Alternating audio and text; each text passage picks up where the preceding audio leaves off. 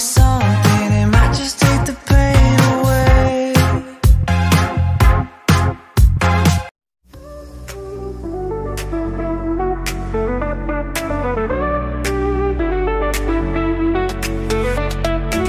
Magandang umaga, magandang tanghali, magandang hapon, magandang gabi sa madako kayo ng mundo.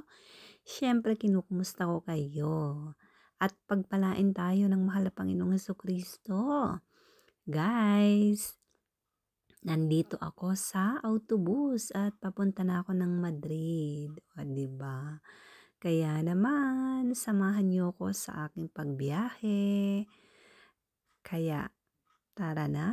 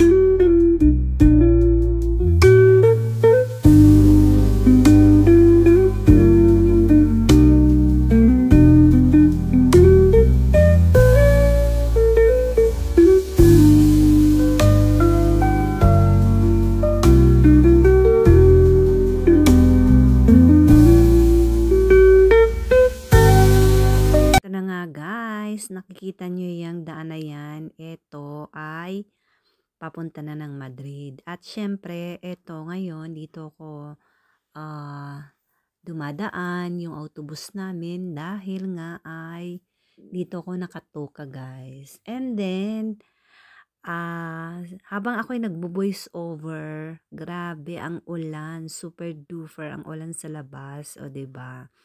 8:54 na ng umaga, guys. Kaya lang, ay nako. Maingay masyado, pero ang ginawa ko, magbo-voice over pa rin ako para naman syempre marinig niyo ang boses ko, 'di ba? Kaya 'yan. At eto na nga, napakaganda naman ng kalsada dito dahil alam niyo kung bakit, guys. Bukod sa walang traffic, kasi kapag halimbawa may traffic na dyan, kasi highway na to karamihan, syempre laging may mga aksidente.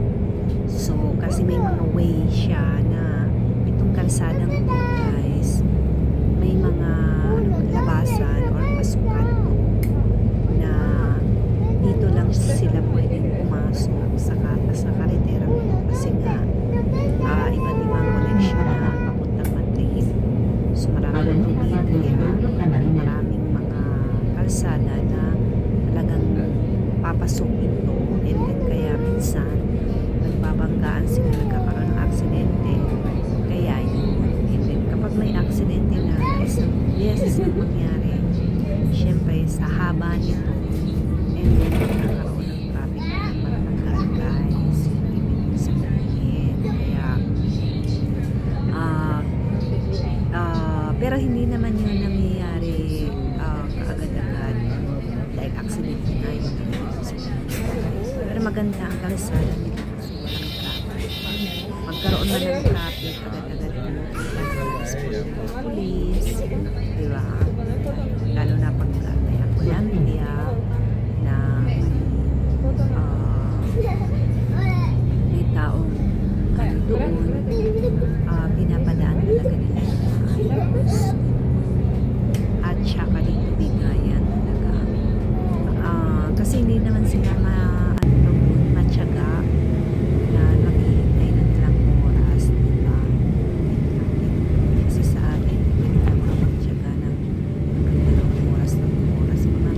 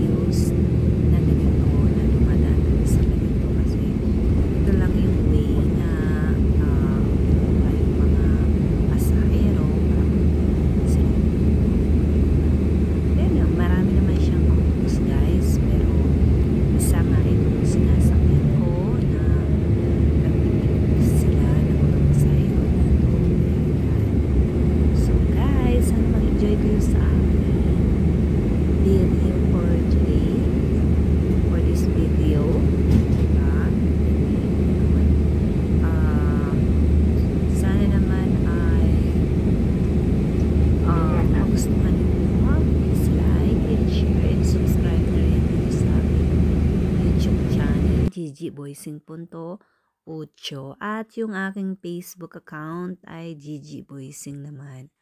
So guys, nandito na kami sa paradahan ng autobus dito sa Stasyon de Monclova. Ito yung isa sa mga malalaking istasyon kasi dito kompleto, may parada ng autobus, may metro, and then dito sa loob na may mga restaurant, mga tindahan, yan, lahat makikita mo dito.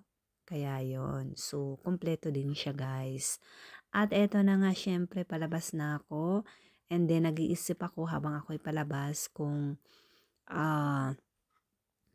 anong gagawin ko, saan ako pupunta, kasi guys, alam niyo na, kailangan bago ako umuwi ng bahay, mamamalingki muna ako or bibilin ko muna yung aming mga kailangan, kasi kapag nakapasok na ako sa bahay na wala naman akong appointment sa labas ngayon o sa araw na to, ay pag diretso ko ng bahay, hindi na ako basta-basta lumalabas guys, kasi syempre yung unang-una, marami akong gawain din sa bahay. Hindi bukod lang sa trabaho, ay marami din akong ginagawa sa loob ng bahay namin. And then, magpapahinga ako, magtutumar cafe ako, ganun, magre-relax ako, and then, manonood ako ng TV habang ako'y nagpapahinga, and then gagawa na naman. Yun ang ibig kong sabihin guys.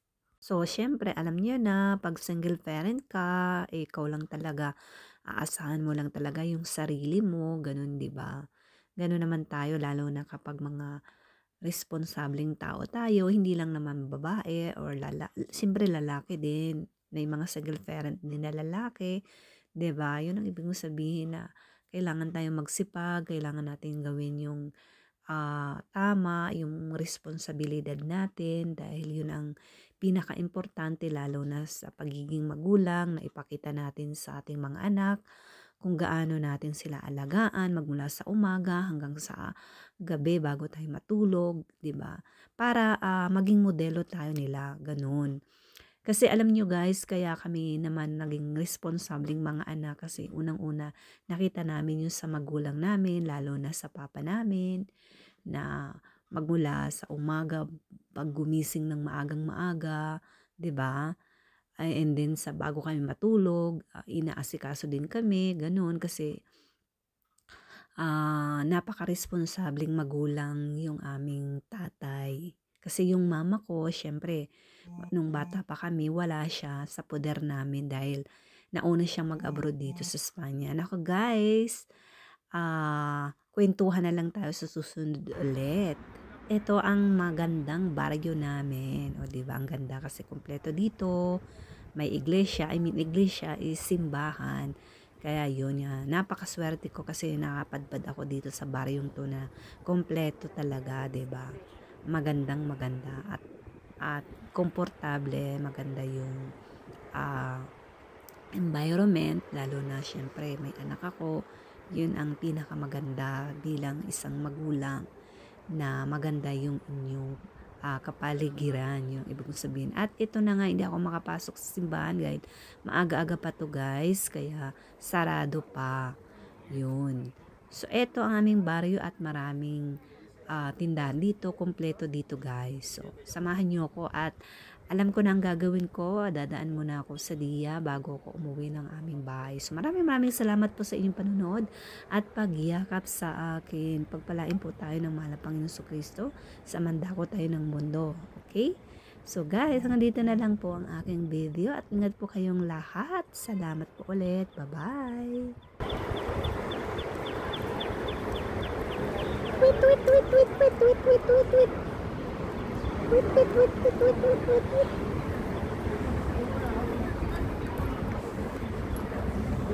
Tweet, tweet, tweet. Tweet, tweet, tweet, tweet. Tweet, wait, wait daw, wait, wait.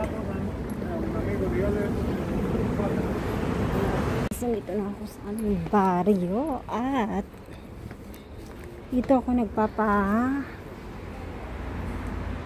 butas ng sinturon guys. Punta ako ng Dia guys bago ako umuwi ng bahay. Oras na ba? Sandali, tingnan ko. Alas 4:06 ng hapon. So, dadaan muna ako sa Dia at bibili ako mermelada. Kasi, gagawa ako ng cheesecake. So, bibili ako. Or mermelada de arándanos. O de fresa, yung strawberry jam. Yun. Depende kung anong mabili ko, guys. So, samahan nyo ko. So, ganito na naman. Maglilinis na naman sila ng building. Pintura at linis. Ay, palomita, palomita.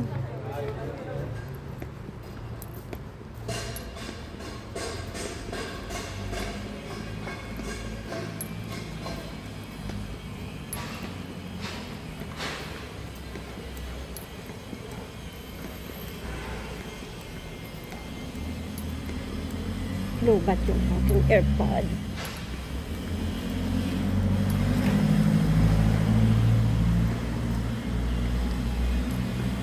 Ganyan kapag may kausap ako sa WhatsApp tsaka sa Viber, guys. Grabe. Super duper. Update na ako sa Dia, guys. Samahan niyo ako.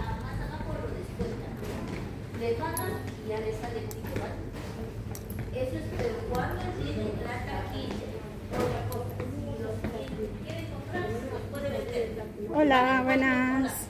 Vale 4,95 €.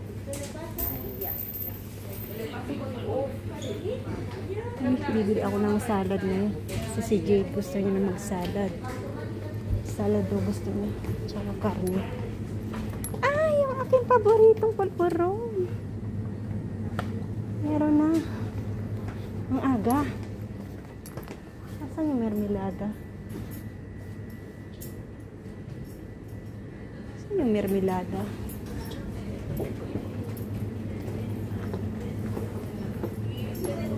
Ito yung mermelada. Ito yung mermelada mo.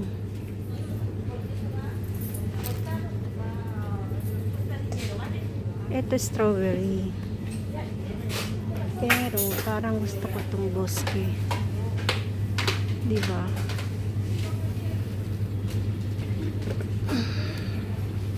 Ito na lang, guys. Bibili ko. At saka yung lechuga. Wow! Meron na rin sila.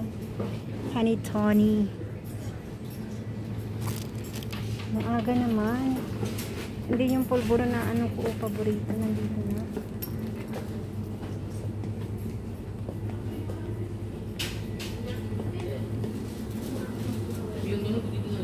Dos kilos pa. Hindi ako nakabit.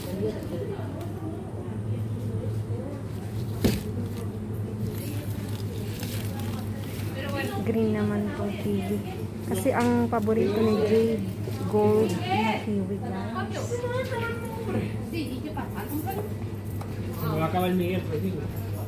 Bili ako ng lechugas. Itong lettuce.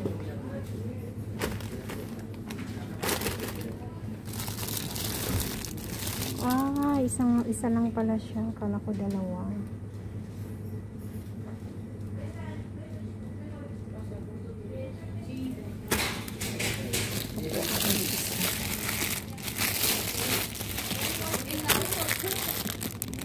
Ito na, guys, pagbabayad na.